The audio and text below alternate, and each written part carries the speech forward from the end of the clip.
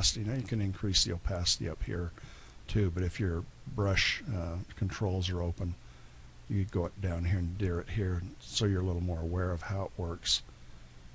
And there I've got some bigger bubbles coming up. My opacity again, maybe even a little more. And the size, again, you can do this kind of adjusting just from the menus up here. And then maybe these are the last size of the bubbles I want. And those are a little big. They kind of jump off the page there. So maybe a little bit smaller. So if you're painting any kind of ocean creature or whatever, and you can use these as, you know, bubbles in the sky or whatever you want. And while they're of course not really physically accurate, they're kind of nicely accurate as far as the impression. People look at it and they won't mistake them for being anything but bubbles. So having done that, I'm going to go ahead and do a little thing here just so I can keep this color. I'll select this background color, canvas, and I'm going to go set paper color. So now if I erase or anything, I don't erase to white, but I erase to this color. And I did that because I wanted to clear all of these bubbles off. And with the brush still active here, I want to load that second nozzle group, bubbles too. And so these will be more bubbles that would be in water because they're distorted some. Move the size down here. I'm going to go ahead and leave the opacity up quite a bit so you can see how they work. And so now you can see the bubbles kind of coming up through the water, how they sometimes flatten on the bottom a little bit. And we'll go ahead and go big here. And you can tweak the minimum size if you want. I don't. You know, it's again just something you have to decide.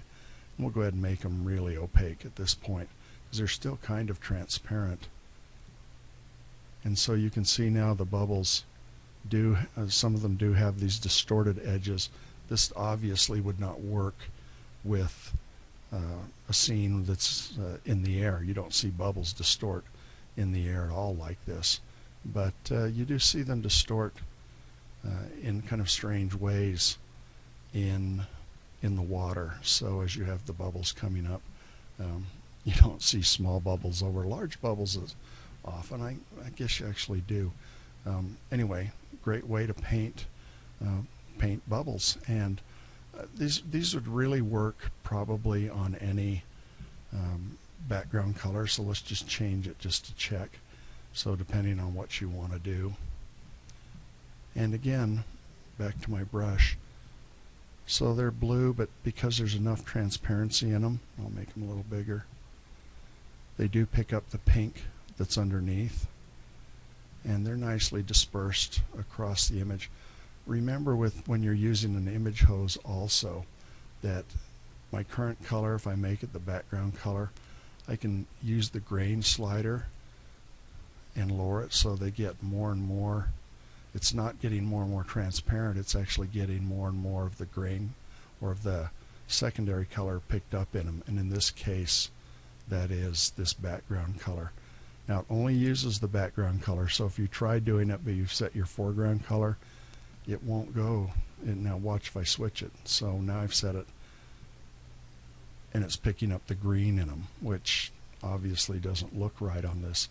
So you want to make sure that you're using your background color, and you can see as I go over the bubbles that are already there, I'm painting opaque. I'm not painting just transparency in the bubbles.